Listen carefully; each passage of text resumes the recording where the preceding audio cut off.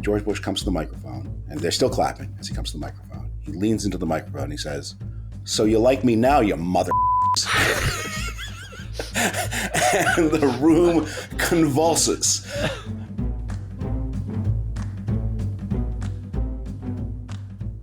Welcome to The Rest is Politics Leading with me, Rory Stewart.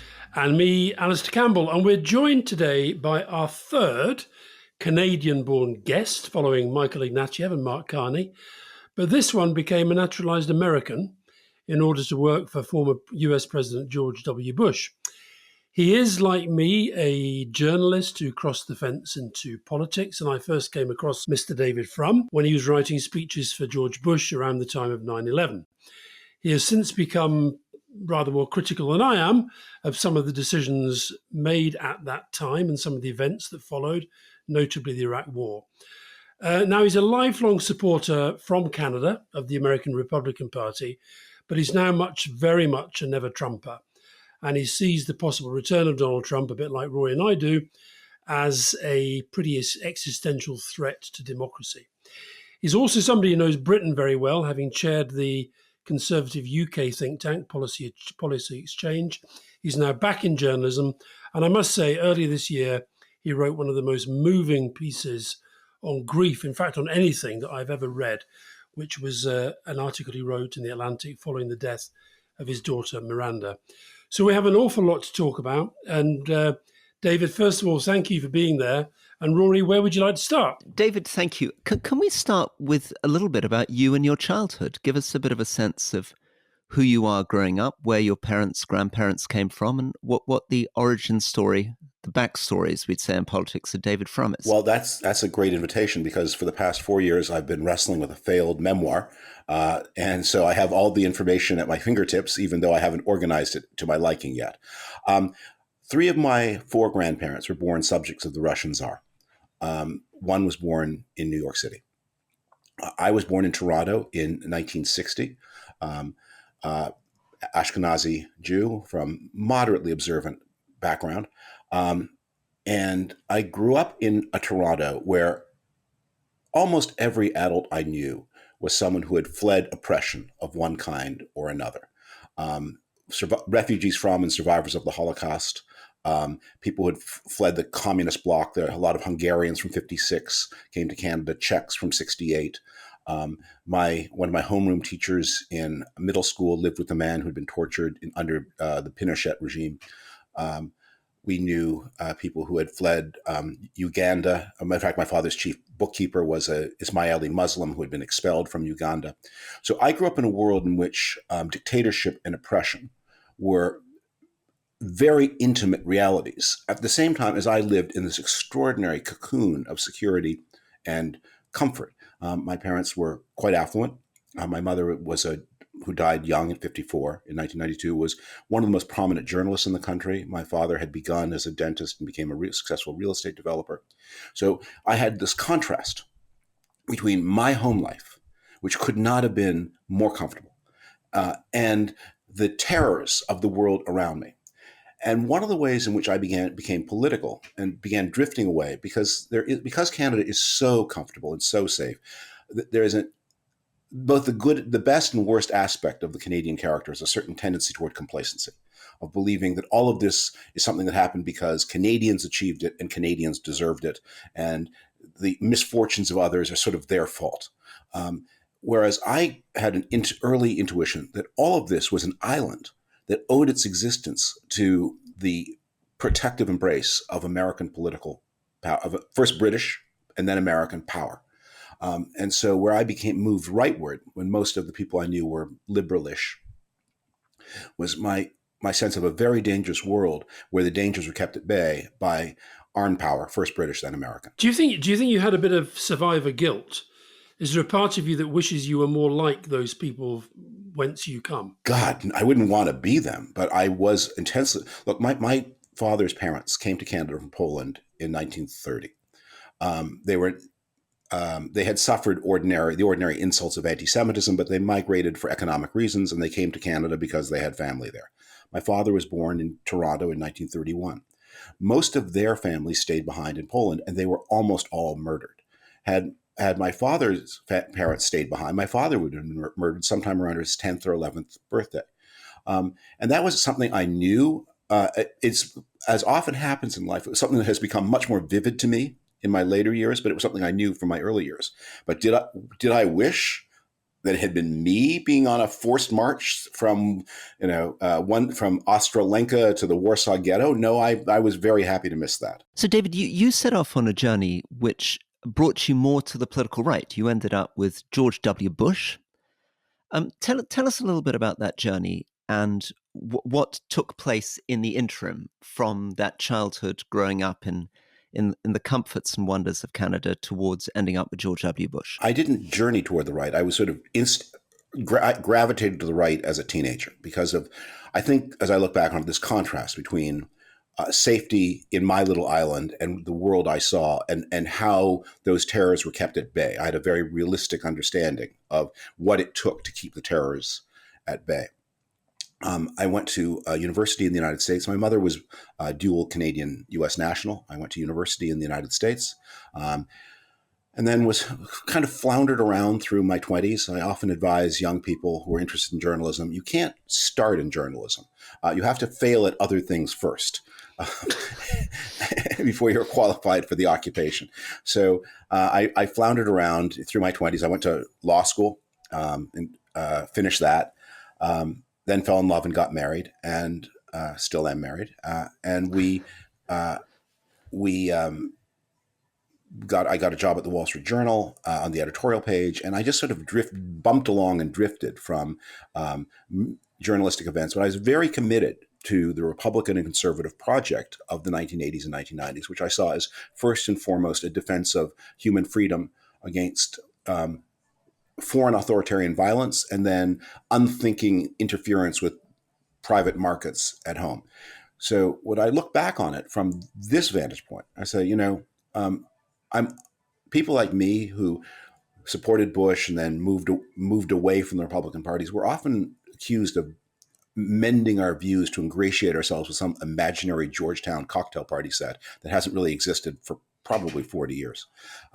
But I look back and say, what I have believed from the beginning to the end is collective security, democratic government at home, markets, free trade, and the necessity of all of this world system being guaranteed by some powerful external force, which was first Britain and then now is the United States. David, I get into quite a lot of trouble with my left-leaning, and I'm left-leaning, as you know, but some of my friends, because whenever the subject of George W. Bush comes up, I instinctively am quite supportive of him as a human being.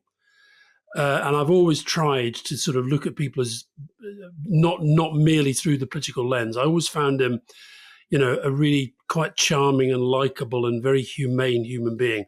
What are your memories of working for George W? Well, let me tell you a story about him that will warm, I think, every skeptic. Although it takes place after he left office. Can I use a little off-color language on this podcast? Will that offend anybody? You may. So go for it, David. So the year is 2017. George Bush has there is organized a giant fundraiser for a hospital on the west side of Los Angeles. Millions of dollars are being raised, thousands of dollars a plate. They need a big name headliner. They get George W. Bush, which causes some controversy in the very liberal crowd that writes big checks in West Hollywood, West Los Angeles. But things look up because at the inaugural for Donald Trump in January of 2017, George Bush is caught on camera mouthing, these words are not heard, but everyone can read them, after Trump's inaugural speech, that was some weird shit. And he whispers that to, I think, Hillary Clinton. And anyway, so everyone, all the people in the west side of Los Angeles are charmed by some weird shit. And when it's time to introduce George W. Bush, that the introducer says to this room full of big donors, now I know many of the people in this room were skeptical of you and voted against you in 2 elections, but we are all amused when you are delighted when you are caught on video saying that was some weird shit about Donald Trump's inaugural. And everyone claps. And George Bush comes to the microphone, and they're still clapping as he comes to the microphone. He leans into the microphone and he says, "So you like me now, you motherfuckers?" And the room convulses. So one of the things as a writer for Bush, that keeping the Bush sense of humor under control was like owning a 200-pound dog with and trying to keep it under control with a thin leather leash, because he was so dangerously funny so much of the time. And most of the humor could not be said, could not be shared by a president or even maybe by an ex-president. But when it came out, you saw who the man was. Alastair, I'm very interested in this question of your relationship with David and George W. Bush and everybody, because during the time that I've got to know you, you are honestly quite tribal. You're very much a man of the left. You are instinctively pretty antagonistic towards British conservatives. And yet you somehow had to reconcile yourself towards American Republicans, who are, for my money, even more right-wing than British conservatives. So can you just give us a bit of a glimpse of what happened in 2001 and whether you felt any, and this is really a question to Alastair, any strange discomfort or dissonance about suddenly having to find yourself surrounded by people who really you'd been campaigning against for most of your life? Well, yes, I did, but much more with Rumsfeld and Cheney and the people who define themselves as the pretty extreme neocons, because I felt George Bush had an understanding of the particular difficulties that Tony Blair was facing politically at home. And that's what excuse me, and that's what I mean about him being humane. I felt that, and I completely get where David's coming from. He could be very irreverent. He was very self-deprecating. He used to make jokes about he could never understand the intelligence because he wasn't intelligent enough. He used to constantly sort of belittle his own experience, his own wisdom. And yet I found him somebody that was really easy to relate to. So I guess, and also the fact is we were in a very, very difficult situation where politically, I guess, you were looking to build alliances rather than breaking them down. But I don't know about whether you agree with that take, David, that he was a very different sort of human being to some of the others around that I found very, very difficult to deal with. Yes. I know. I think that's very perceptive. And of course, your angle of observation was very, very intimate. I actually did not work that much when I was there on foreign policy issues. I worked mostly on domestic issues. My big foreign policy brief was Mexico, not anything transatlantic. And one of the things I remember most intently was preparing for the state visit of Mexican President Vicente Fox, the first Mexican president ever elected in a competitive multi-party election, and who arrived at the White House on, I believe, September 10th. 2001. And that was, for me, that was one of the most moving moments of my life. It's now obscured by other incidents in history. But I want to say something about Alastair's tribalism. If I can tell a tale out of school, I visited Alastair at his home in North London just on the eve of was it just before or just after the Brexit referendum? Just after, I think, yeah. What we talked about then, if I can tell a tale of school, is how, because human beings live longer than they used to do, we often have the experience of growing old in a world that's very different from the world in which we were young. And so when you're young, you have an illusion that the arrangement of political forces is not only natural, but unchangeable because it hasn't changed for you. But over time, these things begin to drift and shake. So, so during the Brexit time, I would say, well, I wrote a little short play. I was doing a blog. I wrote a blog somewhere. I wrote a short play about the American. I was asked by my British friends, many of whom were pro-Brexit, why I was so horrified by it. I said, I can only look at this like a North American. I can't. I understand there are deep issues of British patriotism here, English patriotism, but I can't. But I wrote this short play that went something like the American to the British. I need you to watch your brother again. You're always asking me to do this. Yes, I am always asking you to do this. It's not fair. Life isn't fair. You like him better than you like me. You notice I never ask him to watch you. We live in a world in which things change. And so I've believed in collective security, free trade, the alliance of the democracies under the protective cover of the world's leading liberal power, first Britain, then America. And I believed that all my life. And in 1980, that made you a Reaganite. And in 2020, it makes you an anti-Trumpite. And David, where does this put you in relation to these Brits? So you got involved in British policy exchange, right? Yeah. And so I guess you knew Michael Gove, you knew Liz Truss, may have come across Priti Patel. I mean, what do you think of that group of people? What was their conservatism? What was their vision of the country? Was it something that resonated with you? Did it feel like American republicanism? At its best, and I know people in Britain are so sick of talking about Brexit, and I sense the little sound volumes being shifted to mute.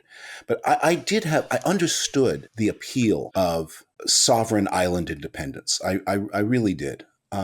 And so long as people made clear that this was going to be very expensive, but was worth it, I couldn't argue with anyone who said that. That this is a self-governing island. It's always been self-governing. You're good at it.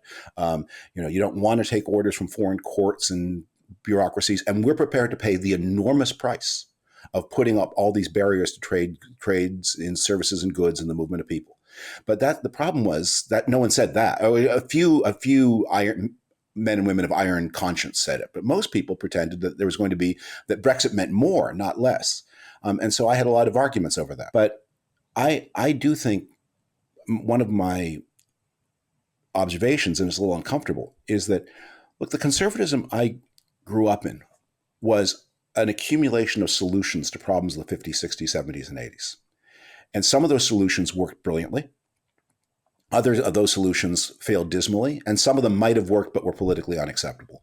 But the problems changed. And so you shouldn't be surprised when you see, as I and Alastair observed together after Brexit, that you get new kinds of coalitions. So the questions about what should the world look like after the Cold War, after 9/11, is going to group people in different ways. And the question of what should the world look like before 9/11 and before the end of the Cold War. Is there a sense of nostalgia with which you're looking at this conservatism that you believed in, because you just do not recognize it in the current Republican Party leadership? I have no nostalgia for anything. I'm a pretty intense student of history. And one of the lessons of history is do not wish to be born even 5 minutes before you were born.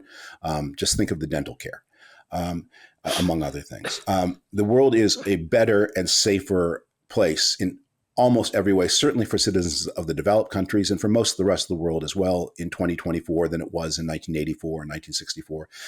We're free from the terror of a U.S.-Soviet nuclear exchange. Which would not just be a mass death event, but probably the extinction of human civilization. So that's gone, and that's a tremendous mercy. So I have no nostalgia for it. What is challenging as we get older is to remain open to new possibilities. And you were kind enough to refer to the article I wrote about my daughter. I had 3 children. I have 2. I'm very close to them, and I try to see a lot of the world through their eyes. And the pain of the loss we've suffered means that, in a way, the future my eldest daughter is not going to see becomes more precious to me. And it can't be subject to the dictatorship of the aging. So yes, there are new problems. Climate change was not understood well in the 1980s. The mass migration on the scale of tens of millions of people was not anticipated when travel was more expensive in the 1970s and 1980s. These are just 2 of the many kinds of new problems that are different. And to quote the greatest of American presidents, Abraham Lincoln, as our situation is new, so we must think anew.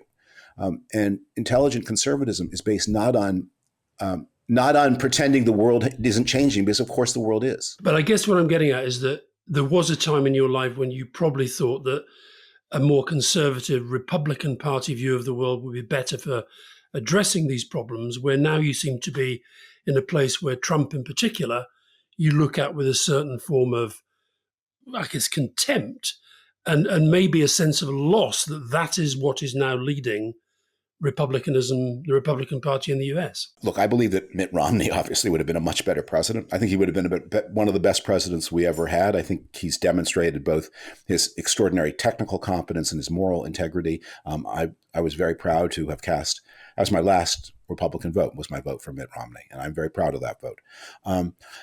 But I I think the question of is Donald Trump a conservative or not is, to me, actually a very tertiary question. What he is unacceptable. And new coalitions are going to come into being. And if he is beaten in November, as I have been confident all along he would be, and I'm now even more confident than ever that he will be. But if he is beaten, then we're going to open into a new world, and there'll be a huge question for Republicans: is the future this kind of bleak Orbanism, based on this reactionary authoritarianism that originates in small Central European republics and has no relevance to American life? Or are we going to find some way to build new kinds of coalitions around ideals of markets and trade and collective security? David, expand on this idea that it's the politics of Viktor Orban, that it's the politics of a small Central European country, not relevant to the United States. And explain that firstly for us, and then work out how on earth you frame that for American voters. So if you're Hungarian, you've had a bad couple of 100 years. It's just one. You're on the losing side. You mentioned you're on the losing side of both the First and the Second World Wars. Your vision of a great Hungarian empire is carved up by peace treaties. You're this little state with many of your people who speak the same language outside your borders because of your own bad decisions to back the wrong horse in World War I and World War II. You think you are, you've produced so much science and culture and music. You think you're the center of a great cultural sphere, but no one pays any attention to you in the 21st century. I mean, it's just endless disappointment and humiliations and regrets. And then, you're just, the Poles, who are so much poorer than you, their economy is soaring. They're going to overtake Japan in GDP per capita by the end of the decade at the current rate. And Hungary is just shriveling and sinking. And you're mad at the world, and you're mad, and you need someone to blame, and it can't be the Hungarians. So maybe it's the Jews, many of whom used to be Hungarians. Maybe it's somebody else. And this culture of grievance, you then say, okay, by hiring Tucker Carlson's father, we're going to put it into Tucker Carlson's brain, and he is going to sell this vision of grievance to the most dynamic, most exciting, most vibrant, fastest growing, most successful major society in the world. And what? We're supposed to get mad because some of the Hungarians live in Romania? The whole point of the United States is we back the European Union. So the way we solve the Hungarians and Romania problem is by having visa-free, borderless travel between Hungary and Romania, so you can live wherever you want. And David, but what you're getting to is that you somehow think that weirdly Donald Trump is approaching the United States as though it were Hungary. He's behaving as though he's Viktor Orban. He's behaving as if America is not a success. That has been the key to it. Make America great again. It's all about his famous line in his first inaugural address was, "The American dream is dead," and it was pessimism. It was despair sold in America. You're going to sell pessimism and despair in America? That's not going to work. But it did work, right, David? Well, it got him to within 3 million votes of the front runner in the 2016 election, and it got him within 7 million votes of the front runner in the 2020 election, and it lost him the House of Representatives in 2018, and it lost his party the Senate in 2021, and it delivered them the worst down-the-ballot performance of an out party in a non-presidential year in 2022, and it cost him a bunch of judgeships and county commissionerships in 2023, and it's going to cost him the election in 2024. So no, I don't think it works. I mean, it works for him. He's been able to steal a lot of taxpayer money, and he has enjoyed being, hobnobbing with his admired dictators all over the world. But so insofar as it works, and it works in the sense that it made him president, and it's working insofar as until about a week ago, he was well in the lead to become president again. Why was it working for him insofar as it worked? Given all that you said, given that he's selling a Hungarian vision in the United States? I think it works to the extent it works. Because for most of us as individuals, once we reach a certain point in our lives, the future holds decline leading to extinction. And it's very natural to project our individual dwindling hold on life onto the others. I mean, who wants to hear that we're going to discover a cure for Alzheimer's 10 years after we die from it? Donald, there are a lot of voters who are older to whom the message of pessimism resonates because it feels true to them in their lives. And I always said, when people said, my friend, my cousin, my dad is a big Trump supporter. What can we say to reason with them? And my stock response is tell them to believe more in their children. Because a lot of, I think, what goes on, and this is very true, I think, of what is going on in British conservatism, is this kind of hostility of the old toward the young, lack of confidence and trust of the old toward the young, and a lack of, I always say, the reason you should listen to your children, more than your children, but your children are ambassadors from the future. They tell you what's going to be. And if you care about them and if you care about the future, you need to listen. I think that's one of the reasons why Kamala Harris is really becoming, has had such this amazing start, because I think she's giving that sense of respecting the young. Yes, I think that's true. In the event, which I know you think is very unlikely, that Donald Trump becomes president and J.D. Vance becomes vice president, what will that mean for the United States and the world? Donald Trump's first and highest priority, should he return to the presidency, will be to shut down all the legal proceedings against him. There isn't an obvious legal way to do that. There are a lot of devices. There are a lot of instruments of power, but it's not clear that any of them are legal. So we will very rapidly be plunged into a huge crisis of legality and constitutionality about the powers of the president. Can the president fire prosecutors who have already initiated cases against him? Can he shut down state criminal cases against him? Donald Trump will find partners and enablers who will say yes, but he will also meet a lot of resistance. So the outlook is not, some of the people who fear Donald Trump fear that he will rapidly consolidate power in his hands. That might happen, but as likely, more likely, is we have a complete crisis of authority.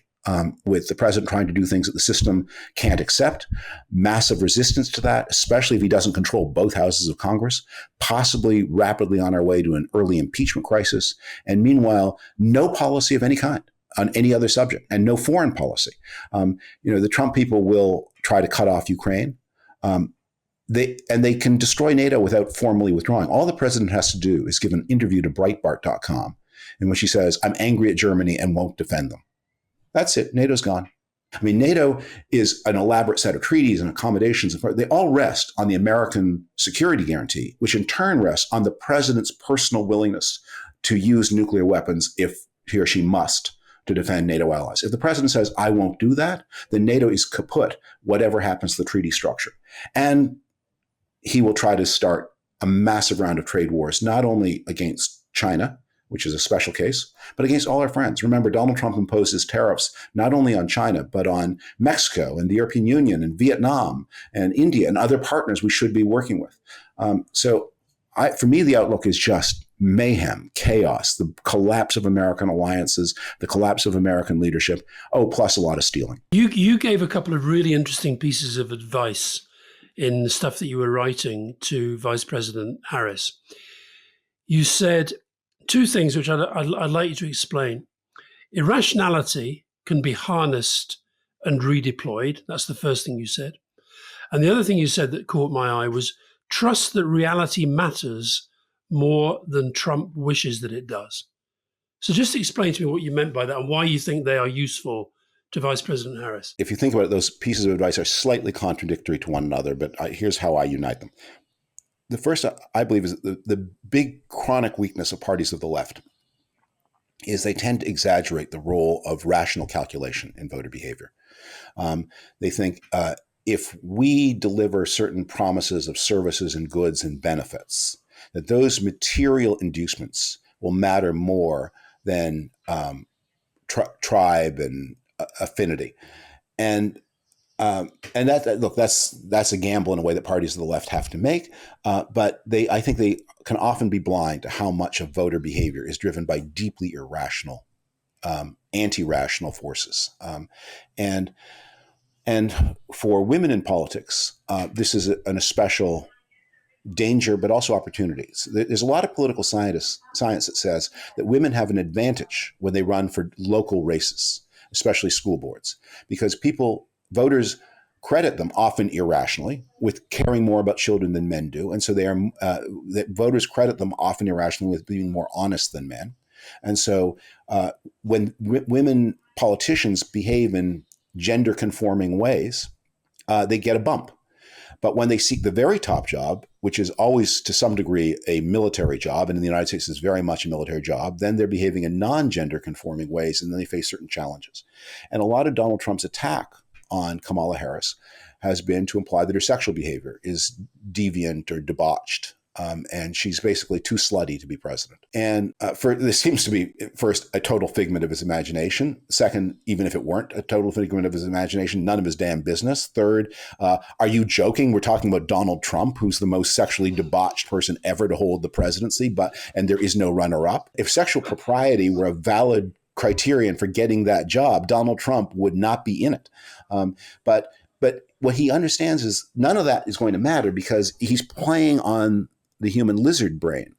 And so, and you cannot deny it. And there is a tendency, again, on the American progressive side to scold people for having lizard brains and to say, well, are you saying that women well, I'm not saying it. I'm not even thinking it, but I can't help feeling it, or many people can't help feeling it, because that's just, we've been wearing pants for a comparatively short time of our existence as a species. We are animalistic. So my two, so the pieces of it is, one, recognize that Trump is talking to the lizard brain. First, know it. Second, don't scold people for it, because that won't work. Third, fight it. Fourth, do a little jujitsu with it. That make her femininity, make her physical appeal, make that don't deny it. And for Hillary Clinton would often try to wall her off and say, I'm not a woman at all. Don't think of me that way. People are going to think of you that way. So you have to play with it, as Margaret Thatcher did. But the last is, and this is a slightly contradictory, is do trust that reality does matter. The present incumbent administration has a great story to tell about what has happened in the United States since the end of the pandemic. The United States has had more success adjusting to the post-pandemic world than any pure democracy. Now, liberals being liberal, progressives being progressive, are often reluctant to say that because not everyone is benefiting. And so they get bashful. That basically, if anyone's having a bad time, we can't talk to the people who are having a good time. But in a democracy, you just need more of the vote. And if most people are having a good time, you should tell them, remind them. I pointed out in a recent column that when Bill Clinton was running for re-election in 1996, and he gave a State of the Union, the economy began to really turn in 1995. So 1996 was the first good year, really good year of the expansion that began in 1993. In his State of the Union address early in 1996, he began with good economic news within the first 60 seconds of his State of the Union address. You lose audience with every passing minute. Biden in 2024 didn't get to good economic news until past the 15-minute mark. He was, which meant that many people never heard it, and he's not an effective communicator even at his best. And it was a good night for him, but this is not his best year. You start with that by saying more Americans are working than ever before. The unemployment rate is lower than it's been at any time since the 1960s. We're doing better than any economy in the world. The inflation is subsiding. Deaths from drug abuse are declining. The crime rate is dropping. Just pound that point into people's head. They only know their own personal experience. They don't think much about what's happening to other people. How could they know? You have to tell them. David, why did the Democratic Party spend so long before we got to a situation where Joe Biden stepped down? Why is that not something that happened in 2022, 2023? I mean, what on earth was going on? Why did Joe Biden run it so close to the wire? Well, I will trust Alastair's instincts on this more than my own, having been so close to the center on these things. But my observation is this. First, it was a moving target. If you watch clips of Biden from 2020, he's obviously getting on, but he's still quite an effective platform performer. And in 2024, he's not. So, and if you work with him every day, you probably don't notice the point of no return. It's a little worse in the second half, in the beginning of 2021 than it is later in 2021, a little worse and so on. But when is exactly the moment of no return?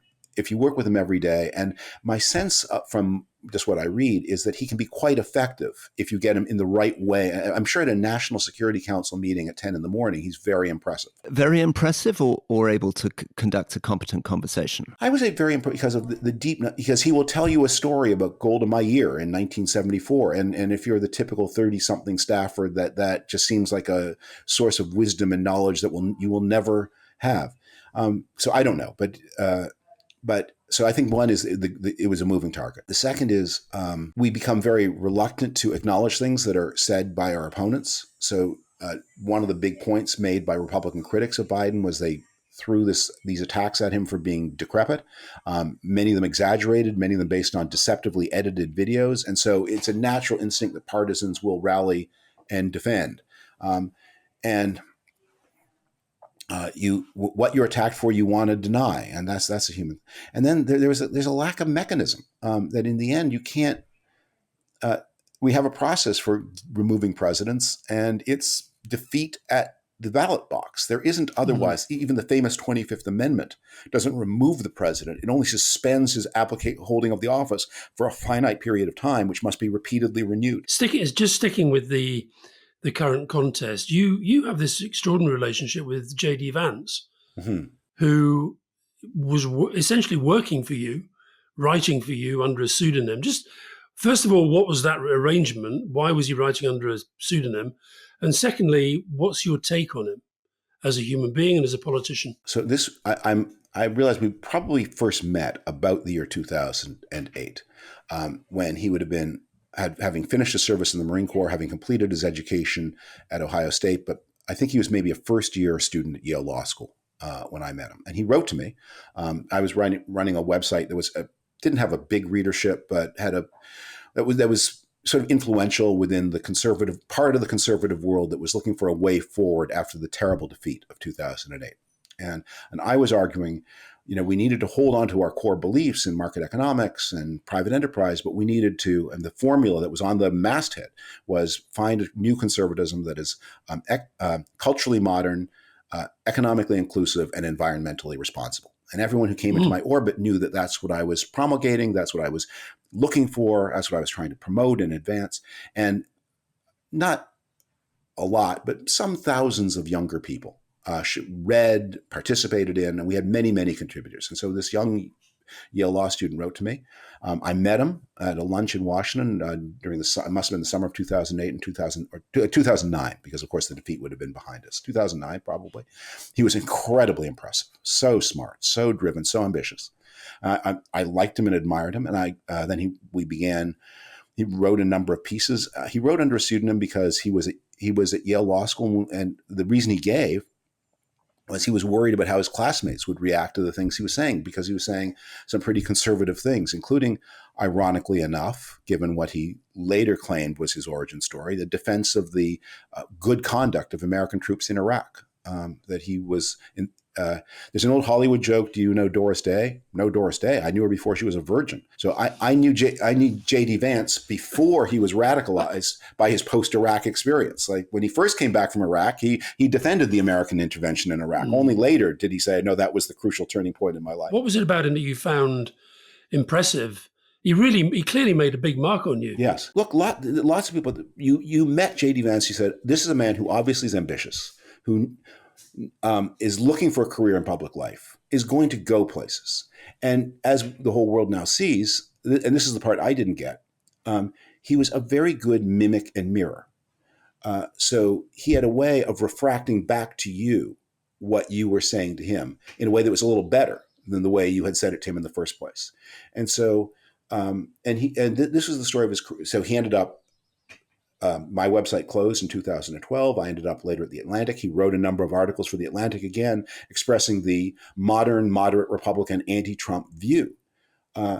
And we were in pretty close contact in those days. And I remember a meeting that he organized just after the 2016 election. This would have been late 2016, early 2017, between the election and the inaugural, where you could see his mind had begun to shift gears. And the theme of the meeting was, could anything good come out of cooperating with the Trump presidency?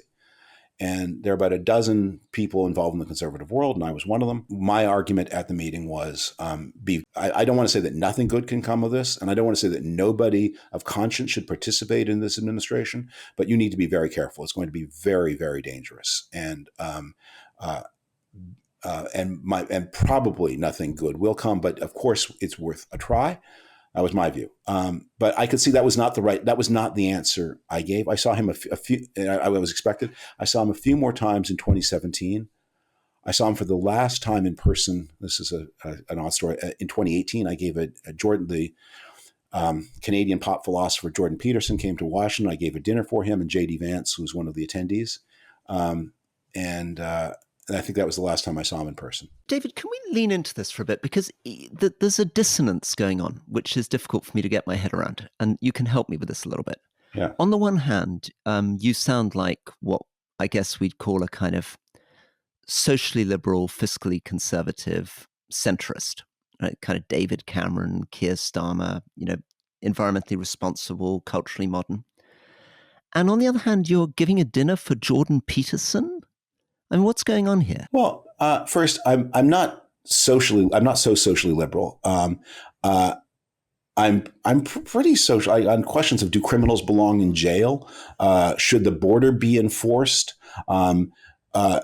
Is marriage the best institution for human happiness? I'm pretty conservative on those kinds of issues. Is abortion to be avoided if at all possible? I'm pretty conservative on those issues. How should universities be organized? Boy, am I conservative. The professor talks, the student takes notes. So I'm pretty. I mean, the world partly is the issues that seem to me the most important now are not the issues on which I am most conservative. And if the kaleidoscope of politics shifts and those issues do come more, if we get past the threat that we're going to have the overthrow of democracy in the United States and trade wars between allies and surrender Ukraine to the Russians, then, and if other things truly become urgent, then I have more conservative views on some of those questions. Second, I am, like all of us, somewhat tribal. I have a lot of inherited friends on the right. And third, I give a lot of dinners. And Jordan Peterson is a cultural warrior, though, isn't he? I mean, you've talked in a pretty modest way about your conservatism, but that guy is well out there in the J.D. Vance culture wars. Well, look, we all are in motion. So in 2018, he was much less so. The thing that he became famous as a culture warrior, but the reason he became important was because he had a message that appealed to lost and depressive young men and gave them ways of organizing. That's what his books were mostly about. And so a lot of the advice he gave to the lost and disoriented who came to his talks was, I think, helpful. They found it helpful. And one of the tragedies is somebody who was really a self-help guru. And I mean, there's always something a little trashy and false about self-help because the truths are pretty obvious. I mean, my joke about him at the time was that Jordan Peterson's advice was, should always wear a seatbelt, get plenty of exercise, tidy up your room, and every once in a while punch a baby in the face. Well, wait a minute. Why punch a baby in the face? Well, if I just said the first three things, your mom said the first three things. They don't get interesting unless I add the punch the baby in the face. But he was in those days much more about items 1, 2, and 3. And it's only in his latter career, post his traumatic health events, that he's decided I'm leading with the punch the baby in the face idea. Okay, well, let's park him. On J.D. Vance, you used this phrase about him, moral flexibility.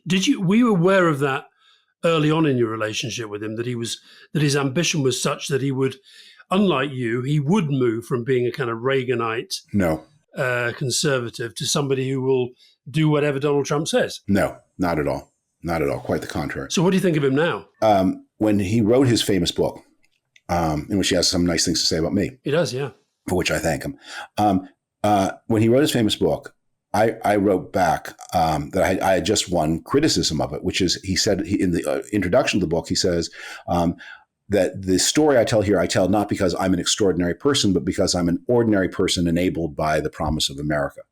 And I wrote back and said, no, that's not true. You are an extraordinary person. And I understand why you said the contrary, but it's important that you, in your private thinking, understand that what you did is not available to everybody because of your extraordinary drive. But I said this as compliments, your extraordinary drive and gifts and energy and ability. They are beyond the ordinary. I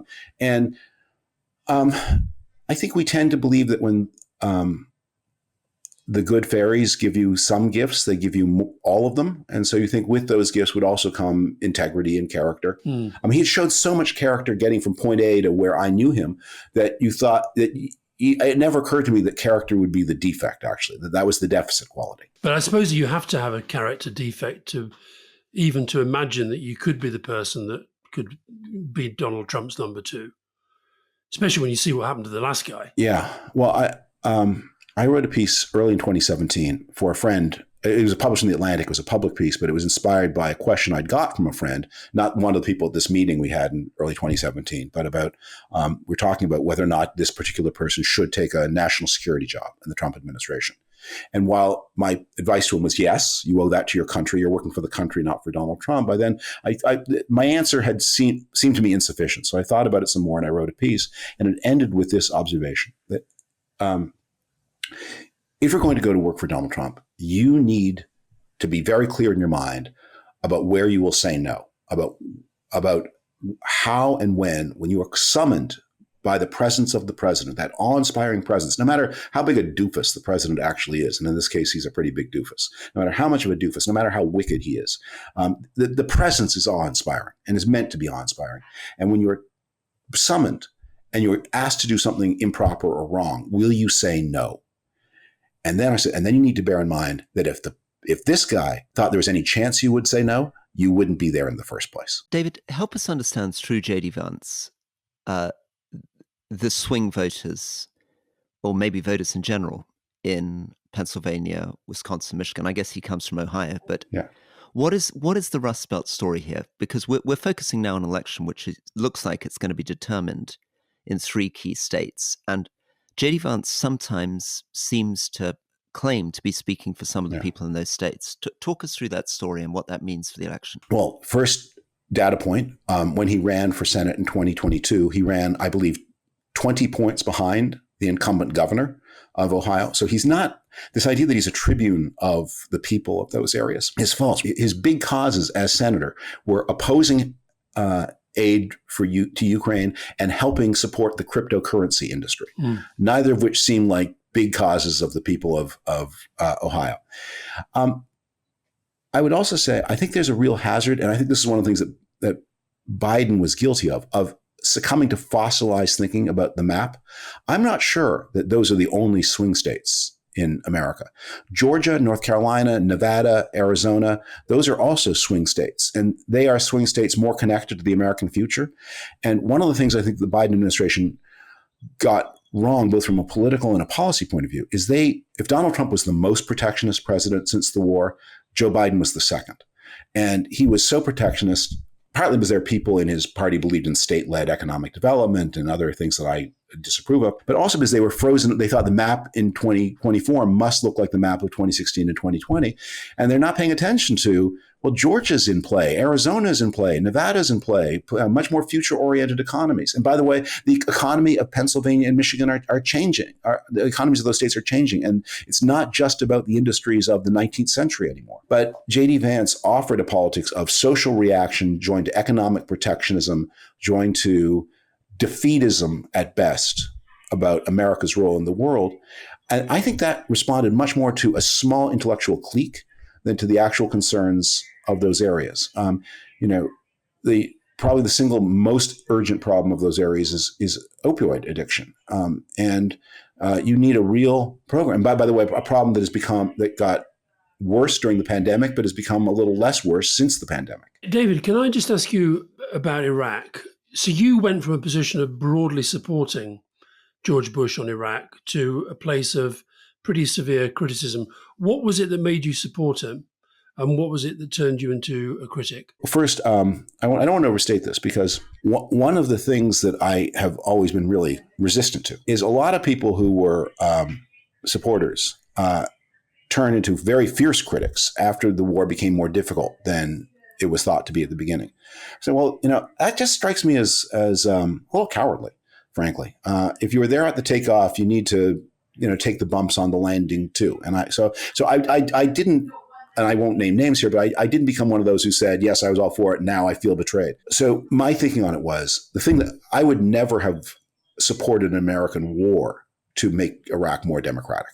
I would have supported a lot of measures to make Iraq more democratic, but outright war is you resort to for self-defense. So I believe I didn't have a very high level security clearance. I was a speechwriter. So I believe those who thought that there were really dangerous weapons, be either in presence or in imminent development in Iraq. And when that intelligence turned out to be ahead of the facts, I was, of course, disappointed and a little embarrassed, and said, okay, well, in that case, I wouldn't have. I mean, I make no excuses for Saddam Hussein, and I'm glad he's gone. But I would not have supported a war purely for making Iraq a better place. And so I supported war for very particular reasons. Those reasons turned out not to be true. And so, I'm in the wrong there. That said, I don't join the King Haram because I think a lot of what the critics say is they blame the British and the Americans for things that the Iraqis did. When they say, there are all these casualties in the civil war. Well, the Iraqis had agency too. They didn't have to have that. They got a chance. David, I served in Iraq. I find these conversations very interesting because you speak with such confidence and authority, maybe because you were a speechwriter or a journalist, but how much time have you spent in Iraq? How much do you actually know about this country you're speaking with such confidence about? I made 2 visits during the period of the war and after. So I don't have much confidence in my opinions about it. And as I said, I would not have supported a war for the betterment of Iraq. And I just generally think the wars don't do that. And I guess, David, I'm being a bit unfair to you here because I guess I'm putting you in the firing line for a sort of general anxiety I have about the United States. But I've just come back from the States, and as you can imagine, I've been in big meetings with grand people talking about what we should do about Iran, what we should do about China, and I remember meetings about what we should do about Iraq, what we should do about Afghanistan. And I've never met such an extraordinary group of Ivy League, hyper-articulate, confident people, most of whom I think don't speak a word of any of the local languages those countries, have barely visited the rural areas, probably can't even get a visa to Iran, have probably spent 2 or 3 days in China, and yet they have the clearest views in the world on what the obligations of the United States are and where the real threats lie and what needs to be done.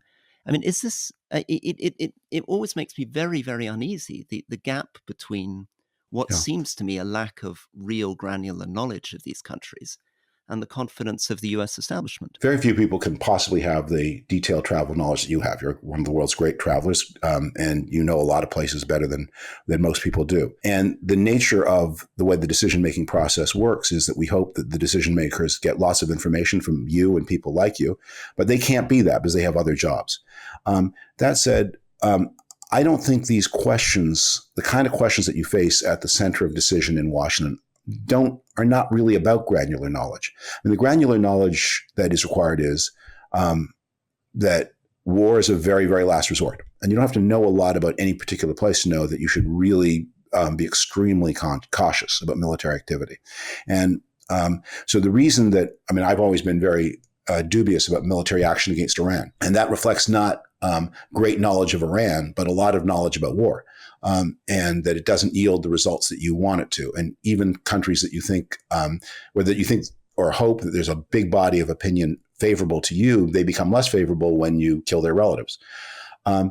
With China, again, I don't pretend to be any kind of expertise, but what I can say is that the general policy of when dealing with a great power rival, hoping for the best and preparing for the worst, is the right attitude, regardless of because however good your information is, it's always going to be radically imperfect anyway.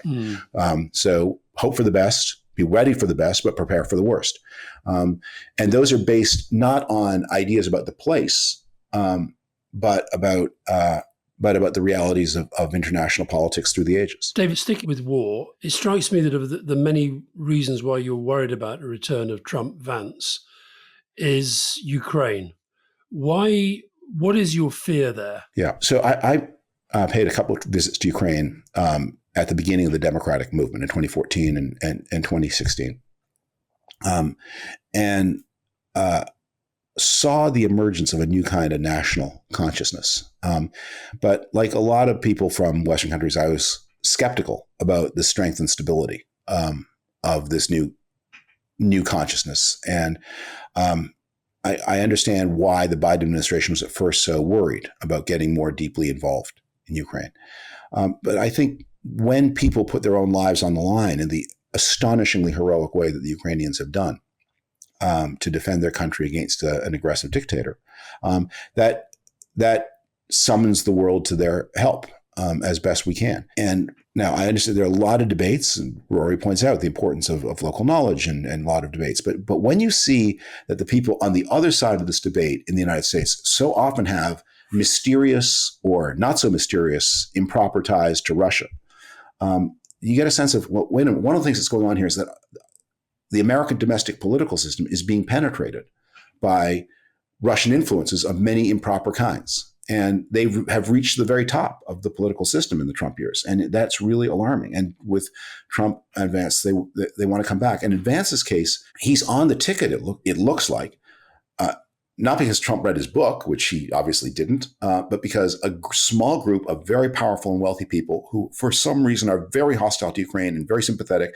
to the dictatorships in Russia and China, wanted him there and put up a lot of resources to get him there. Dave, one of the things I'm very sympathetic and agree with you strongly as a conservative on is I'm like you, I think like you, quite anxious about the move towards protectionism, the move away from free trade, the move towards these very centralized industrial policies. And this is happening not just in the US, but really across the world.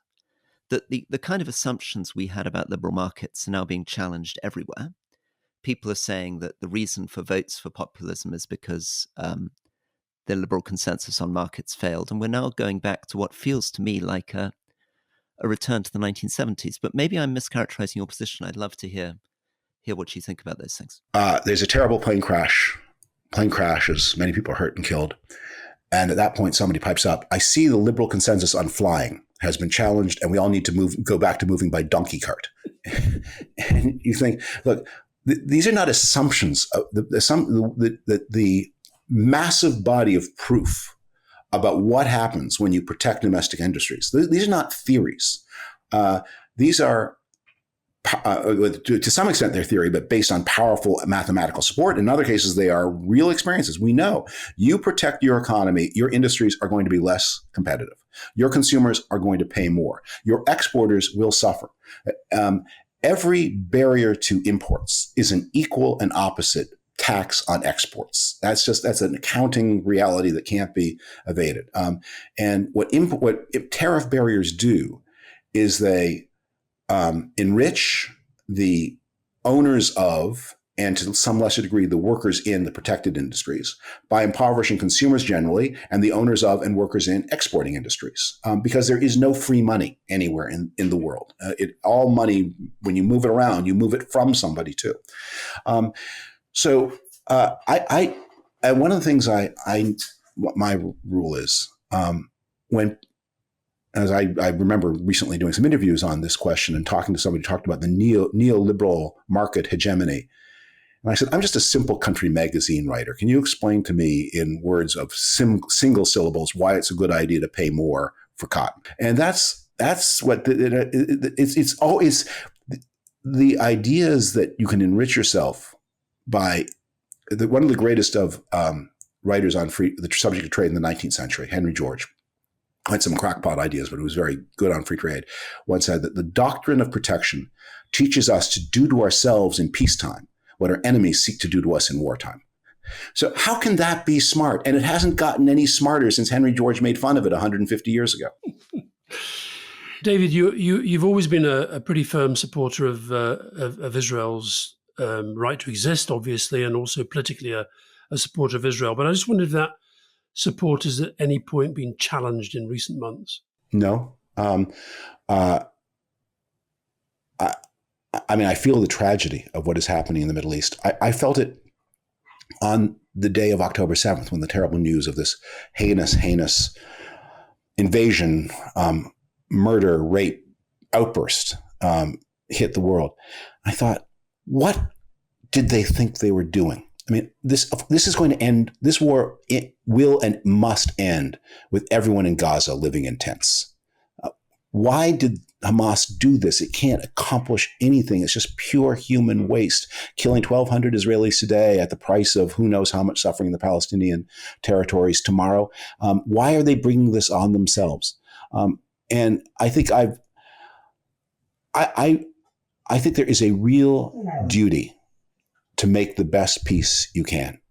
And this conflict in the Middle East, I blame fundamentally on the unwillingness of Israel's enemies to make the best peace they can. They would have gotten a better peace in 1937 from their point of view, in 1937 from the peace they got in 1949, a better peace in 1949 from the peace they would have gotten in 1967 or 68, and so on. And at some, you have to just stop fighting and start talking and make the best peace you can. And the Hamas vision that they're going to achieve some kind of repeat of the Algerian war with the Israelis and the cast as the French who had a France to go back to when they don't is a delusion. And so it breaks my heart. It's horrible. It's stupid. It's unnecessary.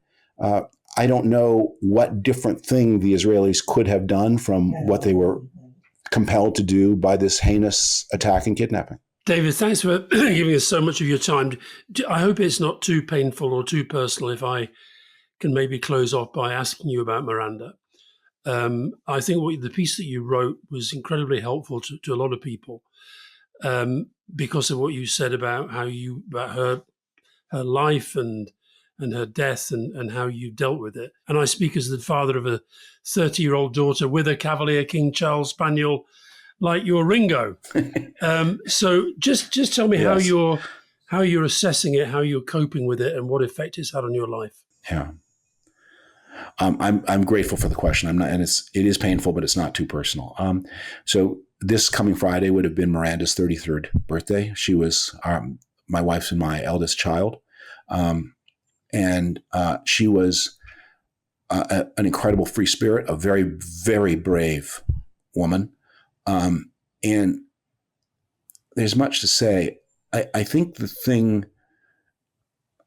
going to be a little indirect and talk about maybe the writer process rather than the paternal process for a minute. That I think the reason that piece resonated with people, and if anyone's listening to the podcast and they don't subscribe to The Atlantic, just drop me a note at david.frum@theatlantic.com, and I'm happy to send you a gift copy of the article.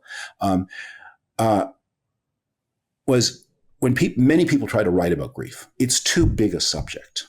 The pain is so enormous. My wife and I we're in the country right now, and sometimes we'll just be in the field walking, and we'll just end up howling like wolves with anguish. You can't communicate that to anybody who hasn't suffered this terrible blow, and I hope people are spared it.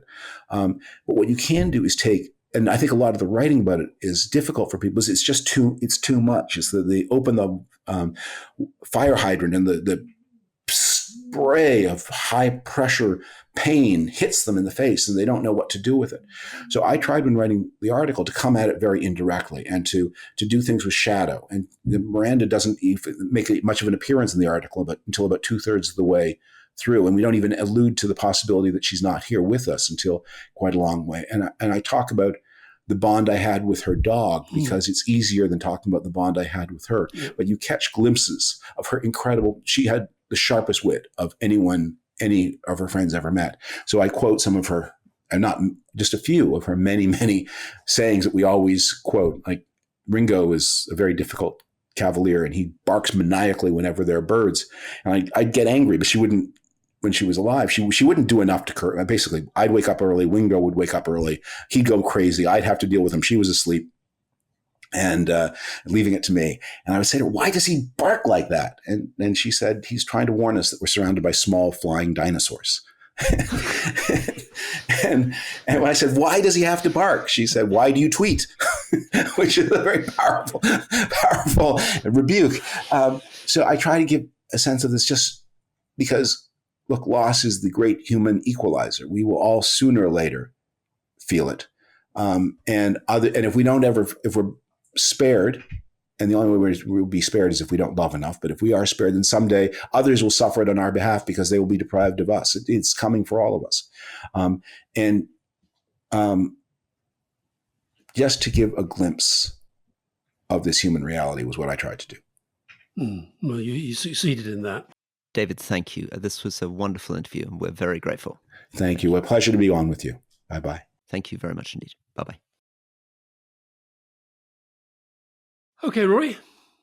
David Frum, Very moving, I thought, that about his daughter. Incredibly moving, and in fact, after that, it's quite difficult. Sort of reaching back into the interview itself. Um, I mean, I, I'm very pleased that we had him on. I think he's also, for international listeners, I think he's a really interesting example of a kind of American phenomenon.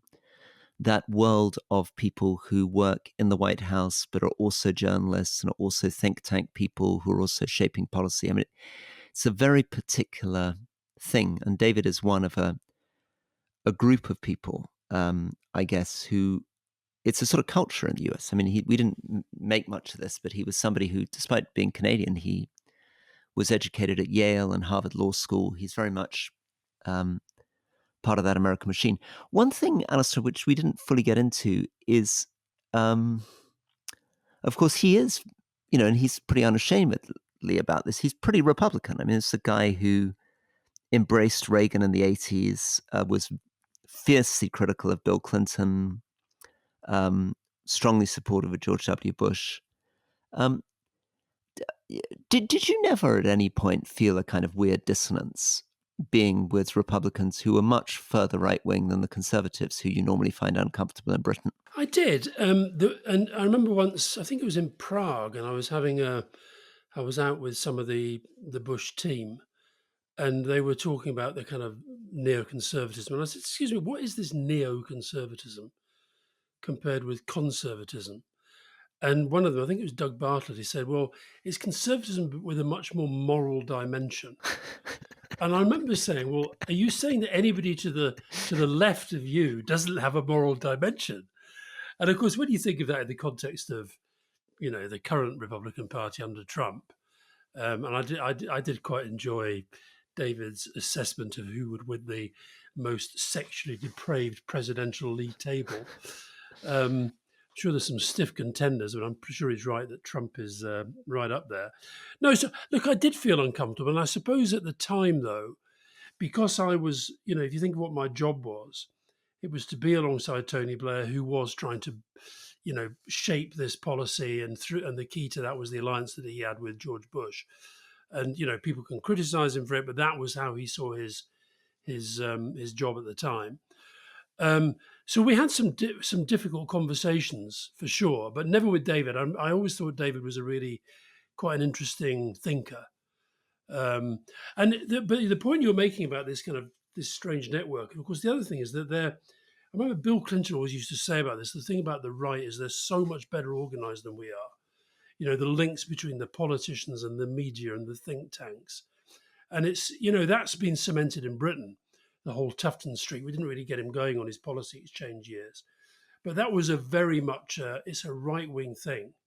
And I think they do it better than the left, I'm afraid, because the left tend to, anything less than perfection. This is another point he made.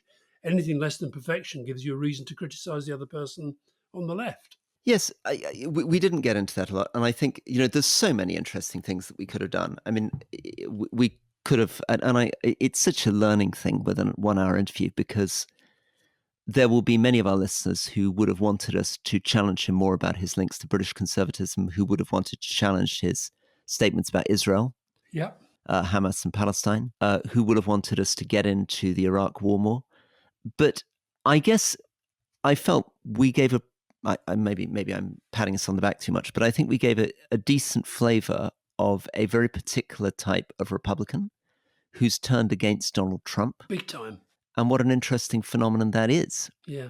Probably the thing that I could congratulate you most on is the J.D. Vance insight. I mean, to get someone who knows J.D. Vance that well and is able to talk through his intellectual journey that well, I thought was fascinating. Yeah, and also it's such an interesting thing about J.D. Vance that on the one hand, at that time, he's this young, ambitious, thrusting buck who wants to get himself known.